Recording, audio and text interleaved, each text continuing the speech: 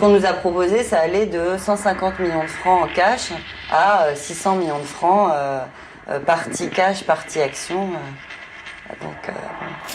Ne pas avoir vu quand Internet fait des bulles, c'est une faute professionnelle si vous bossez dans la tech ou dans la Startup Nation.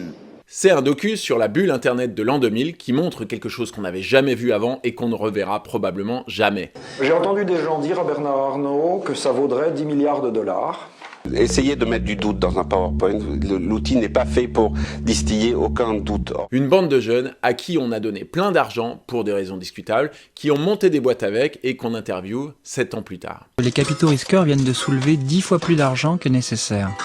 On cherchait 1 million de francs pour lancer le service. Les financiers n'ont pas voulu nous donner 1 million de francs, ils ont voulu nous donner 10. Non, on n'a pas besoin de 60 millions, mais c'est dur de refuser 60 millions. Donc les fonds américains nous ont expliqué qu'on ne burnait pas assez l'argent. Et ils répondent la vérité. Comment te dire Ce qu'on achète, c'est beaucoup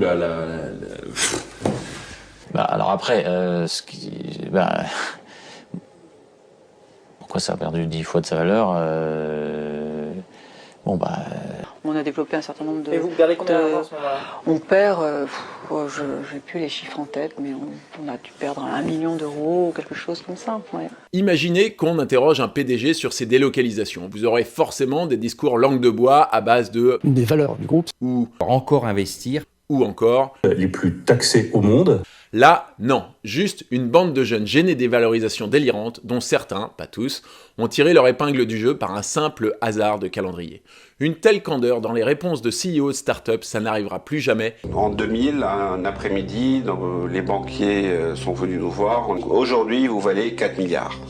Et j'ai dit non, je ne peux pas valoir 4 milliards. Et pourtant, la plupart des gens à qui j'en parle n'ont pas vu ce documentaire. Je répète, vous devez voir ce docu si vous bossez de près ou de loin avec des startups, internet, dans la tech, etc.